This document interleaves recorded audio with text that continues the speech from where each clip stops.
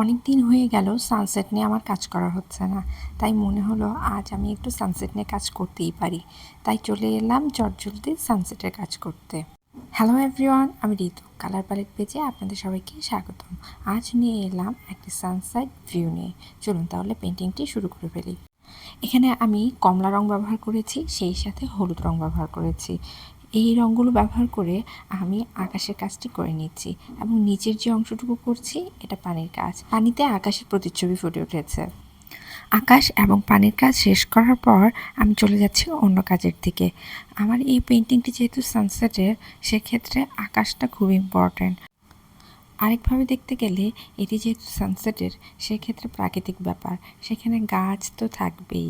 এ কারণে কিছু গাছ এবং ঘাসের ছবি করার জন্য প্রথমে আমি অলিভ রং ব্যবহার করে নিয়েছি এবং পানিতে যে ঘাসের প্রতিচ্ছবিগুলো পড়েছে সেগুলো আমি তুলে ধরছি। এবং নিচে যে ঘাসগুলো রয়েছে আমার পেজের একেবারে সবার নিচের দিকে, সেইগুলো আমি করে নিচ্ছি। সেগুলো আমি অলিভ রং ব্যবহার করে নিচ্ছি। এরপরে আমি ডার্ক কালার ব্যবহার করে সেগুলো আরেকবার করব। সানসেট দেখতে যেমন ভালো লাগে, আমার কাজ করতেও তেমনই ভালো লাগে। তাই দেখা যায় যে কম বেশি আমি সানসেটের কাজ করে থাকি। এমন হয়েছে যে আমি অনেকগুলো সানসেটের কাজ করেছি। একদিন আপনাদের কাছে এই সানসেটের কাজ নিয়ে উপস্থিত হব। যাই হোক, দূরে থাকা যে গাছগুলো রয়েছে সেখানে আমি ডার্ক অলিভ কালার ব্যবহার করে সেই গাছগুলোর কাজ করে নিচ্ছি। এখানে আমি চাইলে কালো রঙও ব্যবহার করতে পারতাম, কিন্তু একেবারে কালো রঙটা আমার কাছে কেন যেন ভালো লাগছে না। আগে দেখা যেত যে আমি সানসেটের কাজ করলে এই গাছগুলোর কালার আমি একেবারে কালোই রাখতাম, কিন্তু এখন আমার কাছে একদম কালো রাখতে ভালো লাগে না, তাই একটু অলিভ রং রাখি। এখানে বোঝা যায় যে অন্ধকারের কারণে একটু কালো দেখা যাচ্ছে, আবার গাছের যে সবুজ ভাবটি রয়েছে সেই ভাবটিও চলে আসে। আর এই যে তুলিটি দেখলেন, এই তুলিটির অবস্থা খুবই খারাপ।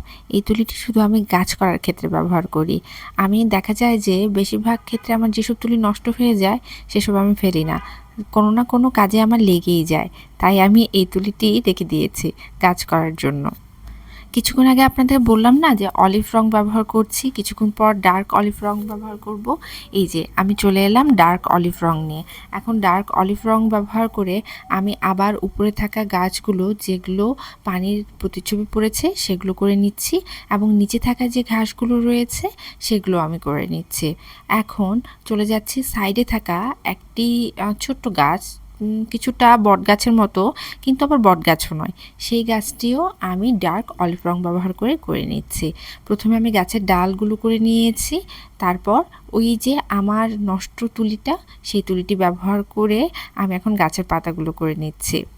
এই তো কাজ আমার শেষ। ভিডিওটি যদি আপনাদের ভালো লেগে থাকে লাইক কমেন্ট শেয়ার করতে ভুলবেন না। ধন্যবাদ।